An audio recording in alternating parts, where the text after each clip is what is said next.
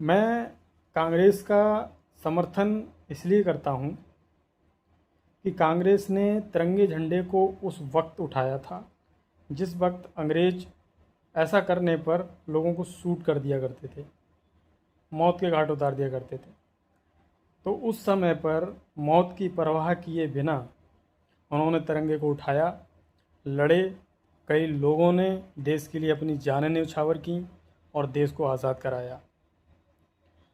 अब आजकल उन नेहरू जी को इतना आलोचना की जाती है, उनकी इतनी आलोचना की जाती है आज के टाइम पर कि वो इंसान इस तरह का इंसान था।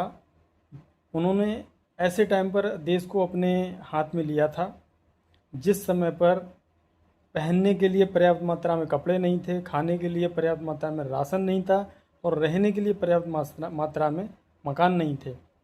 ऐसी स्थिति में देश को अपने हाथ में लेना और हाथ में लेने के बाद सारी व्यवस्थाओं को सुनिश्चित करना, वो व्यवस्थाओं को सुनिश्चित करने के बाद कई सारे संगठन, कई सारी संस्थाएं जैसे IIT, IIM, भाखड़ा नागल और भी बड़ी बड़ी संस्थाएं और संगठनों का आयोजन किया। उन्होंने उनको स्थापित किया, जो कि ऐसा करना उस टाइम पर बहुत मुश्किल था, लेकिन उन्होंने वो किया।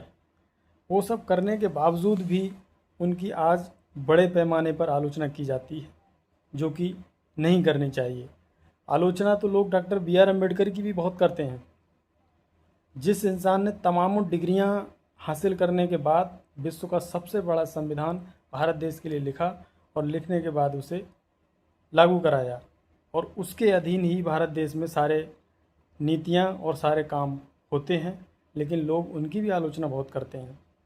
अगर आप किसी की आलोचना कर रहे हैं तो सबसे पहले अपना व्यक्तित्व उस व्यक्तित्व के जैसा बनाइए जिसकी आप आलोचना करने जा रहे हैं। अन्यथा आपको इस तरह की आलोचना करने का कोई हक नहीं बनता है कि आप किसी की आलोचना करें। अगर आप किसी की आलोचना करने जा रहे हैं तो सबसे पहले आप उसकी तरह बनिए, तब आलोचना कीजिए। ऐसे नहीं कि किसी के बारे में कुछ भी बोल दिया और हो गया।